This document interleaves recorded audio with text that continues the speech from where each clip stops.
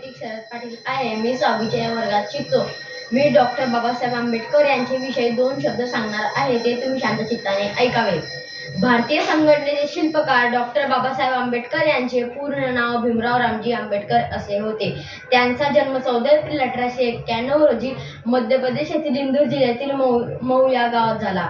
त्यांच्या वडिलांचे नाव रामजी आंबेडकर व आईचे नाव भीमाबाई असे होते. डॉक्टर आंबेडकर अवघे 5 वर्षाचे असताना त्यांच्या आईचे निधन झाले.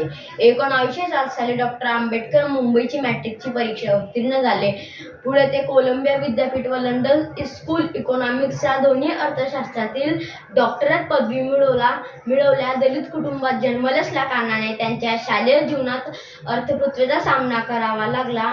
डॉक्टर बाबासाहेब आंबेडकर आपल्या सुरुवातीच्या कारकिर्दीत अर्थशास्त्रज्ञ, प्राध्यापक आणि वकील होते.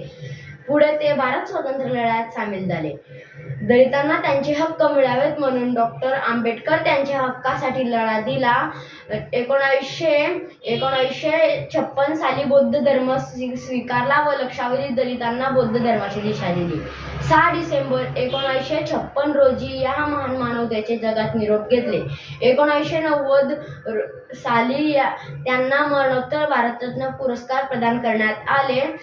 भारतासाठी त्याने केलेल्या महान कार्यांना कधीही विसरता येणार नाही. जय हिंद, जय महाराष्ट्र.